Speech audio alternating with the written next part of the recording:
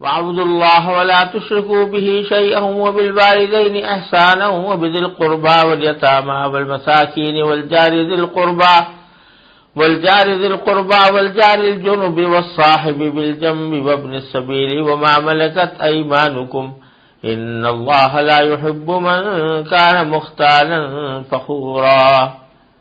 اس آیت کریمہ کا ترجمہ یہ ہے، اور اللہ کی عبادت کرو اور اس کے ساتھ کسی کو شریک نہ ٹھہراؤ، اور والدین کے ساتھ اچھا سلوک کرو، نیز رشتہ داروں، یتیموں، مسکینوں، قریب والے پڑوسی اور دور والے پڑوسی، اور ساتھ بیٹھے یا ساتھ کھڑے ہوئے شخص اور راہگیر کے ساتھ اور اپنے غلام باندیوں کے ساتھ بھی اچھا برتاؤ رکھو۔ بے شک اللہ کسی اترانے والے شیخی باز کو پسند نہیں کرتا۔ یہ آیت سورہ نساء کی آیت ہے اور آیت نمبر 35 ہے، اور اس کے اندر اللہ تبارک و تعالی نے حقوق العباد سے متعلق کچھ احکام خاص طور پر بیان فرمائے ہیں۔ اب تک سورہ نساء میں آپ دیکھتے آئے ہیں کہ اس صورت میں حقوق العباد کا زیادہ اہتمام کیا گیا ہے۔ شروع صورت سے یہاں تک عام انسانی حقوق کی اہمیت کا اجمالی تذکرہ فرمانے کے بعد یتیموں اور عورتوں کے حقوق کا اہتمام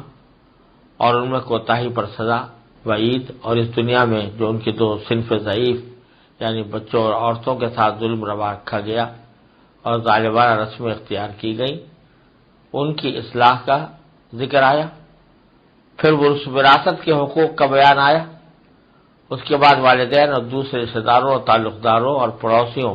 اور عام انسانوں کے حقوق کا تفصیلی بیان اس آیت میں اللہ تبارک و تعالی نے فرمایا ہے۔ اور چونکہ یہ بندوں کے حقوق بھی صحیح طریقے پر اسی وقت کوئی شخص ادا کر سکتا ہے جبکہ اس کو اللہ تعالی اور رسول کریم صلی اللہ علیہ وسلم قیامت کے اوپر صحیح عقیدہ ہو، کیونکہ جس کو اللہ پر ایمان ہی نہیں یا جس کو اس بات کا کی فکر نہیں ہے کہ کسی دن اللہ تبارک و تعالی کے سامنے جا کر جواب دہ ہونا ہے، تو وہ بندوں کے ساتھ بھی اپنے معاملات کو درست رکھنے کی فکر نہیں کرتا، حقوق العباد بھی ضائع کرتا ہے۔ اس واسطے اس تمام حقوق العباد کے بیان کو شروع کیا ہے اللہ تبارک و تعالی نے اپنی بندگی کے حکم سے۔ چنانچہ فرمایا وَاعْبُدُوا اللَّهَ وَلَا تُشْرِكُوا بِهِ شَيْئًا، اللہ کی عبادت کرو اور اس کے ساتھ کسی کو شریک نہ ٹھہراؤ، کیونکہ اگر اللہ تبارک و تعالی کی عبادت نہیں کرنی، توحید پر ایمان نہیں، تو پھر صحیح معنی میں تم دوسروں کے حقوق بھی ادا نہیں کر سکتے۔ اور اللہ تبارک و تعالی کی عبادت میں دونوں باتیں داخل ہیں، ایک تو ٹھیٹ عبادت والے اعمال جیسے نماز، روزہ وغیرہ، اور اسی کے مفہوم میں اس عام مفہوم میں اطاعت بھی داخل ہے، یعنی اللہ تبارک و تعالی کے ہر حکم کو ماننا، ہر حکم کو تسلیم کرنا اور اس کے اوپر عمل کرنے کا اہتمام کرنا۔ اس کے بعد اس بنیادی بات کو بیان کرنے کے بعد کہ اللہ کی بندگی کرو، اللہ کی عبادت کرو اور اس کے ساتھ کسی کو شریک نہ ٹھہراؤ، پھر حکم دیا وَبِالْوَالِدَيْنِ إِحْسَانًا کہ والدین کے ساتھ حسن سلوک کرو۔ اللہ تبارک و تعالی کے بعد دنیا میں اللہ اور اس کے رسول صلی اللہ علیہ وسلم کے بعد دنیا میں سب سے زیادہ حق انسان پر اس کے والدین کا ہوتا ہے، اور اسی لیے اللہ تبارک و تعالی نے جگہ جگہ والدین کے ساتھ حسن سلوک کا حکم دیا ہے، اور والدین کے ساتھ حسن سلوک کی بڑی فضیلت بیان فرمائی گئی ہے۔ یہاں تک بعض روایتوں میں آیا ہے کہ نبی کریم صلی اللہ علیہ وسلم نے ارشاد فرمایا کہ اپنے ماں باپ پر محبت کی ایک نگاہ ڈالنے پر بھی اللہ تبارک و تعالی حج اور عمرے کا ثواب عطا فرماتے ہیں۔ اس لیے اللہ تبارک و تعالی کے حقوق کے بعد بندوں کے حقوق میں سب سے زیادہ مقدم حق والدین کا ہے، اور والدین کے ساتھ حسن سلوک کا اسی وجہ سے اہتمام کیا گیا ہے۔ اور اللہ تبارک و تعالی کا یہ فضل و کرم ہے کہ اس نے والدین کو انسان کی تربیت کا، اس کی پرورش کا ایک ذریعہ بنایا ہے، تو اس واسطے ان کے حقوق بھی بہت زیادہ رکھے ہیں، اور اس کی مزید تفصیل اللہ تعالیٰ نے سورہ بنی اسرائیل میں بیان فرمائی ہے کہ والدین کا حق یہ ہے کہ اگر بالفرض وہ بڑھاپے کو پہنچ گئے ہوں، اور بڑھاپے میں عام طور پر ایسا ہو جاتا ہے کہ باتیں ان سے ایسی سرزد ہوتی ہے جو بچوں کو، ان کے بیٹوں کو ناگوار ہوتی ہیں، لیکن قرآن کریم نے فرمایا فلا تقل لهما اف ولا تنهرهما، نہ ان کو اف کہنا، نہ ان کو کبھی جھڑکنا، وقل لهما قولا کریما، اور ان کے ساتھ جب بھی بات کرو کہ نرمی کے ساتھ عزت والی بات کرو، ان کا احترام کی بات کرو، اور واخفض لهما جناح الذل، اور اپنے آپ کو ان کے آگے ذلیل کر ڈالو اور ان کے اوپر رحم کرو اور ترس کھاؤ، واخفض لهما جناح الذل من الرحمہ، اور یہ دعا بھی کیا کرو کہ رب رحمہما کما ربیانی صغیرا، کہ پروردگار ان کے اوپر رحم فرمائیے جیسے کہ ان دونوں نے ہماری تربیت کی، یعنی ہماری پرورش کی جبکہ ہم چھوٹے تھے۔ یہ احکام جو عطا فرمائے گئے ہیں والدین کے ساتھ حسن سلوک کے، یہ سب سے زیادہ اہم فریضہ ہے جو انسان کے اوپر حقوق العباد کے سلسلے میں عائد ہوتا ہے۔ یہاں یہ بھی عرض کر دوں کہ بعض اوقات کسی شخص کے والدین کا انتقال ہو جاتا ہے تو پھر اس کو حسرت ہوتی ہے کہ اب میں اپنے والدین کی خدمت سے محروم ہو گیا، یا کہیں انسان کسی دور جگہ پر رہتا ہے جہاں اس کے والدین اس کے پاس موجود نہیں ہیں، کسی مجبوری کے تحت وہ ان سے دور رہنے پر مجبور ہے، تو براہ راست خدمت کا موقع اس کو نہیں ملتا، تو ایسی صورت میں والدین کی ایک بہت بڑی خدمت یہ ہے جو انسان ہر وقت کر سکتا ہے، یعنی ان کے قریب رہتے ہوئے بھی، ان سے دور رہتے ہوئے بھی، ان کی حیات میں بھی، ان کی مرنے کے بعد بھی، وہ یہ کہ ان کو ایصال ثواب کریں، ان کے حق میں دعائے مغفرت کریں، اگر زندہ ہیں تو دعائے مغفرت کے ساتھ ساتھ ان کے لیے صحت و عافیت کی دعا کریں، خوشحالی کی دعا کریں، اور اگر دنیا سے رخصت ہو چکے ہیں تو ان کے لیے مغفرت کی دعا کریں، ایصال ثواب کرے، کچھ عبادت کر کے ان کو اس کا ثواب پہنچانے کے لیے اللہ تعالیٰ سے دعا کرے، تو یہ بھی والدین کے ساتھ حسن سلوک میں داخل ہے۔ پھر آگے فرمایا وَبِذِي الْقُرْبَى، اور قرابت والوں کے ساتھ، یعنی رشتہ داروں کے ساتھ، وہ رشتہ دار جو جن کے ساتھ کوئی قرابت کا تعلق ہے ان کا حق ادا کرو۔ اس ذی القربیٰ کے حکم میں سارے رشتہ دار داخل ہو گئے، جس میں وہ رشتہ دار بھی ہے جو براہ راست جن کے ساتھ ہر وقت اٹھنا بیٹھنا ہے، اور وہ رشتہ دار بھی ہیں کہ جو والد کے واسطے سے رشتہ دار بنے ہیں، مثلا والد کے بھائی ہے، چچا ہے، ہمارے چچا ہے یا پھوپھی ہے، یہ والد کے واسطے سے ہمارے رشتہ دار ہیں، یا والدہ کے واسطے سے رشتہ دار ہوں جیسے کہ ہمارے ماموں یا ہماری خالہ، یہ براہ راست تو رشتہ دار نہیں تھی لیکن ماں کے واسطے سے رشتہ دار بنی، وہ جس قسم کی بھی رشتہ داری ہو ان سب کا اللہ تعالی نے حق رکھا ہے کہ اس قرابت کا حق ادا کیا جائے، یعنی جب کبھی موقع ہو تو ان کے خبرگیری بھی کی جائے، ان کے ساتھ میل جول بھی رکھا جائے،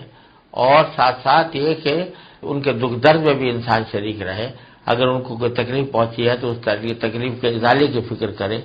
یہ ساری باتیں ذوی القربیٰ کے حقوق میں داخل ہیں۔ پھر فرمایا والیتامى، یتیموں کے ساتھ بھی حسن سلوک کرو۔ یتیموں کا ذکر پیچھے بھی آ چکا ہے اور اس کے بارے میں اللہ تعالیٰ نے خصوصی احکام دیے ہیں، اور جو یتیم ہمارے پرورش میں نہیں ہیں، ہم اس کے کفیل نہیں ہیں، ان یتیموں کے لیے بھی اللہ تعالیٰ نے حکم دیا ہے کہ ان کے ساتھ شفقت کا، محبت کا معاملہ کرو، کوئی ایسا کام نہ کرو جس سے ان کا دل دکھے، کوئی ایسی بات ان سے نہ کہو جس سے ان کا دل دکھے، بلکہ ان کے ساتھ حسن سلوک کا اہتمام کرو۔ والمساکین، اور فقیر لوگوں کے ساتھ۔ پھر آگے اللہ تبارک و تعالی نے پڑوسیوں کا ذکر کیا ہے، اور پڑوسیوں کی 3 قسمیں بیان فرمائی ہیں۔ ایک کو بالجار ذی القربیٰ کہا ہے، دوسرے کو بالجار الجنب، اور تیسرے کو والصاحب بالجنب۔ تینوں کو پڑوسی سے تعبیر کیا جا سکتا ہے، لیکن پہلی قسم جو ہے الجار ذی القربیٰ، اس کے معنی یہ ہے کہ ایک پڑوسی ایسا ہے کہ جو پڑوسی بھی ہے اور رشتہ دار بھی ہے، تو اس کے 2 حق ہو گئے، ایک رشتہ داری کی وجہ سے اور ایک پڑوسی ہونے کی وجہ سے اس کا ڈبل حق ہو گیا. تو وہ سب سے پڑوسیوں میں سب سے مقدم وہ ہے کہ جو پڑوسی بھی ہو اور ساتھ ساتھ رشتہ دار بھی ہو. پھر دوسرا فرمایا والجاری جنب، یعنی وہ پڑوسی جو ذرا دور کا ہو اور مطلب یہ کہ اس کا مکان ضرور بے شک قریب ہے، لیکن اس کے اندر صرف یہ بات ہے کہ وہ پڑوسی ہے اور رشتہ دار کا کوئی تعلق اس سے نہیں ہے. ایک تفسیر تو اس کی یہ ہے کہ الجاری ذی القربہ سے مراد ہے وہ پڑوسی جو ساتھ ساتھ رشتہ دار بھی ہو، اور الجاری الجنوب سے مراد ہے وہ پڑوسی جو رشتہ دار نہ ہو، صرف پڑوسی ہو. اور بعض حضرات نے اس کی تفسیر یہ کی ہے کہ الجاری ذی القربہ سے معنی قریب والا پڑوسی، یعنی جو جس کا گھر دروازہ بالکل دروازے سے ہمارے دروازے سے ملا ہوا ہو، اور جاری الجنوب وہ ہے کہ جو جس کا دروازہ بالکل ملا ہوا تو نہیں ہے، ایک آدھ گھر بیچ میں فاصلہ ہے لیکن ہے پڑوسی،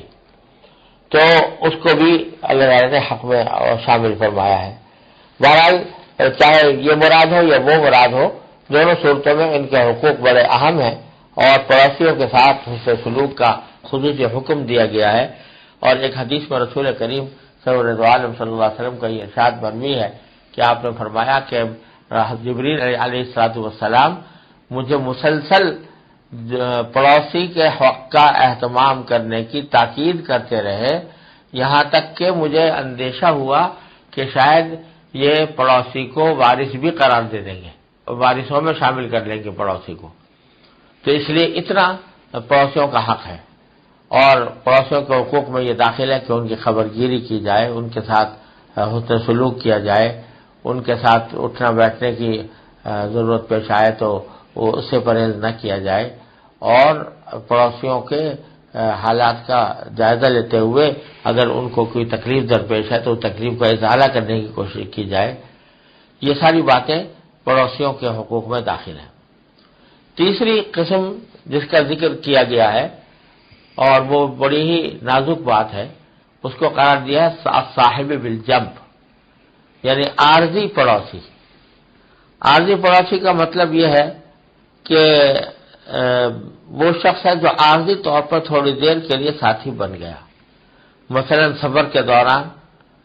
آپ کے ساتھ بیٹھا ہو یا کھڑا ہو،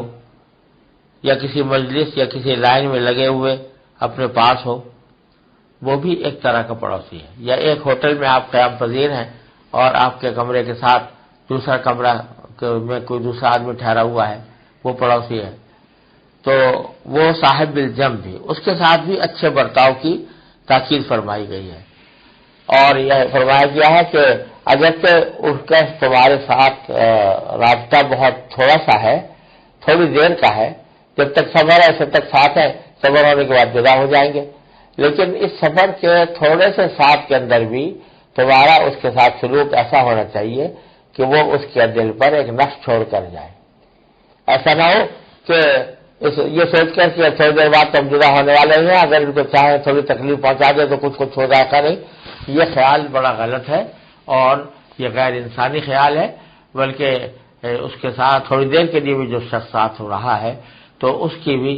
سہولت کا راحت کا اہتمام کرنا چاہیے. اسی میں یہ بات بھی داخل ہے کہ جیسے اگر ہم کسی بس میں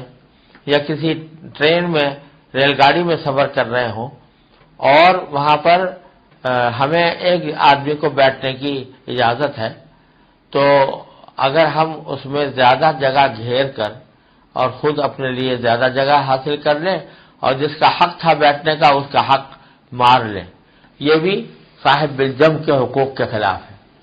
جیسا کہ بکثرت لوگ کرتے ہیں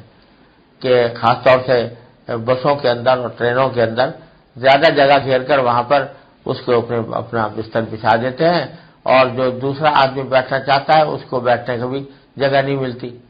تو یہ بات اس شریعت کے خلاف ہے اور صاحب بالجنب کے حقوق کی اس میں پامالی ہوتی ہے. اس سے احتراز کرنا چاہیے. ہاں اگر اتنی جگہ ہے کہ اس کو بھی اپنے بیٹھنے کی جگہ مل جائے اور پھر اس کے ساتھ ہم تھوڑا سا